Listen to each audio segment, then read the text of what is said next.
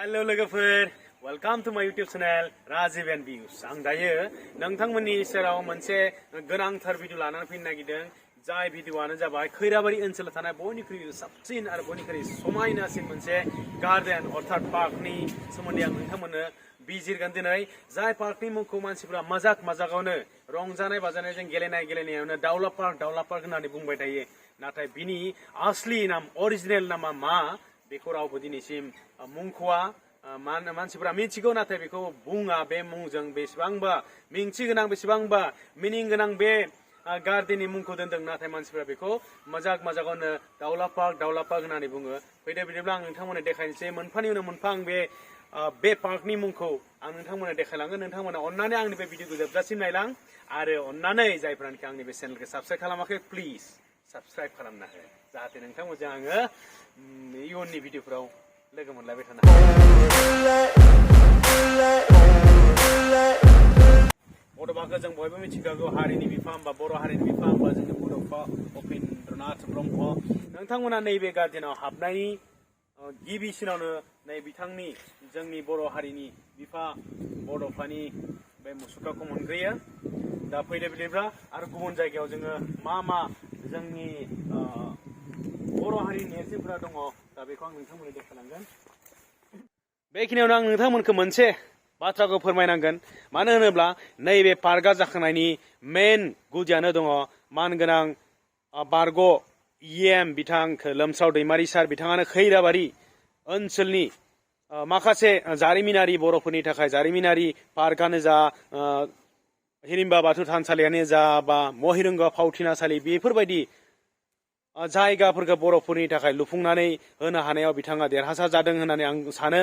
आरो बिथांनि नाजानायावनो दिनै नैफोरबायदि जायगाफोराव जोङो गसंनो बा नैफोरबायदि जायगा बे पार्कआव जोङो बेरायनो थाखाय जोङो दिनै खाबु मोनदों।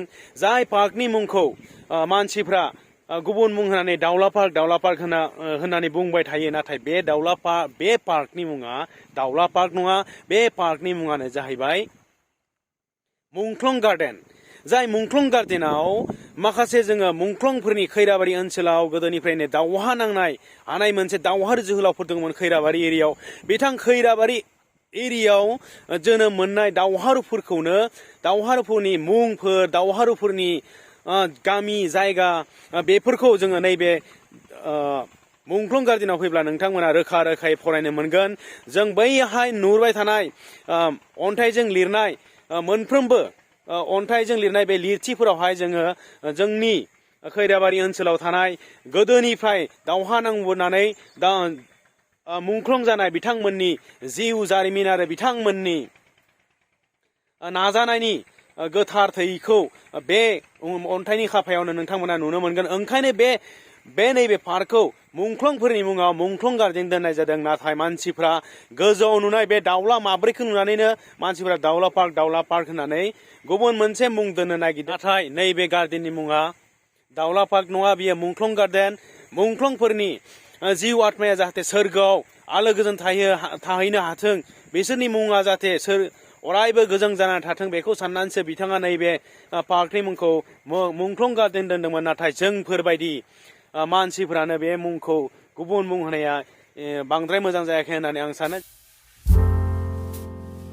सावगारिफोरखौ नुदों नोंथांमोना नैहाय मुंख्लं जालांनाय बिथां महेन्द्र चन्द्र बसुमतारी, दावहारु बर' नबमी नार्जारी, बिथांमोन मुंख्लंफोरनि मुं आरो थंखौ नोंथांमोना नुदों। आरो बैहाय थानाय सावगारिफोरखौ नुदों। नैबे खैराबारि ओनसोलाव माखासे दावहारुनि जोनोम जादोंमोन, जाय दावहारुफोरानो बर'फोरनि थामोनथा रैखानि थाखाय, बर'फोरनि हारि जौगानायनि थाखाय, बर'फोरनि हारिखौ बिनायनि थाखाय बिथांमोनानो दावहा नांबोदोंमोन। आरो बिथांमोननि नाजानायानो दिनै जाबायदियै जोंनि बर'फोरा मोनसे गेरेमसा हारिमु आरो गेरेमसा हारि दानो थांगासिनो दङ, बेफोरबायदि अबस्थायाव बिथांमोननि नाजानायनि थाखायनो जों सफैनो हादों। दा जोङो बेयाव नुनाय अन्थाइनि खाम्फा, बे खासपुर डिमापुर रायजोआव थानाय बे अन्थाइनि खाम्फाखौ नोंथांमोना नुनो हादों। बेनि ओंथियानो जाबाय मा, जोंहा बर' मानसिफ्रा मोनसे समाव जोंहा राज उलाफाद दंमोन, रायजो दंमोन, राजा दंमोन। थिग बे ओंथिखौ फोरमायनो थाखायनो नैबे अन्थाइ खाम्फाखौ लानाय जादों गोजौआव नुनाय नैबे दाउला माब्रैखौ नोंथांमोना नुदों बे दाउला माब्रैनि ओंथियानो जाबाय दाउलाया सानफ्रोमबो एलार्ट जायो मानसि सिखारनायनि सिगांनो दाउलाया गाबनानै जों मानसिफोरखौ जायखिजाया खामानिनि थाखाय रेडि खालामनो हायो दाउलाया मोनसे एलार्म दाउला गाबनायजों जोङो समान सिखारफानानै जोङो जुदि गावनि खामानिफोरखौ मावनायाव मुखुब जायोब्ला जोङो मोनफ्रोमबो खामानियाव देरहानो हायो थिग बेबायदिनो बे ओंथिखौ लानानैनो नैबे दाउला माब्रैखौ लानाय जादों नाथाय दाउला बे माब्रैनि ओंथिया नङा जे बियो बे पार्कनि मुङा दाउला थानायखाय दाउला पार्क बेनि ओंथिया गोरोन्थि जागोन नोंथांमोना बिदि सानदोंब्ला बे दाउला माब्रैनि ओंथियानो जाबाय एलार्ट एलार्म जोङो दाउला बादि गोख्रों आरो दाउला बादि थाब सिखारनानै गावनि खामानिखौ मावनो रोंनाय जानांगौ आरो नोंथांमोना नैहाय मोनसे जोंबाय थानाय बनजार नुदों जेरैबायदि बनजारा जोंबाय थादों थिग बेफोरबायदिनो जोंनि बर' हारियाबो जाहाथे गोजौ फारसे दावगालांबाय थायो बेनि ओंथिखौ लानानै नैबे बनजारखौ होनाय जादों रायजोफोर जोबथारनायाव आं नोंथांमोनखौ आसा खालामदों जाहाथे बै दाउला माब्रैखौ नायनानै नोंथांमोना दाउला पार्क होननानै बुङा जाहाथे बे पार्कखौ मुंख्लंफोरनिफ्राय जिहेतु लुनाय जादों ओंखायनो जाहाथे नोंथांमोना मुंख्लं पार्क होननानै गाबज्रियो जाहाथे मुंख्लंफोरखौ जोङो मान होयो अरायबो बिथांमोननि थाखायनो जों जे जायगायाव दिनै गसंनानै दङ थिग बिथांमोननि थाखायनो जोङो गसंनानै दङ ओंखायनो मुंख्लंफोरखौ मान होनानै नोंथांमोना बे पार्कखौ मुंख्लं गार्डेन होननानै गाबज्रि गोजोन्थों बाय बाय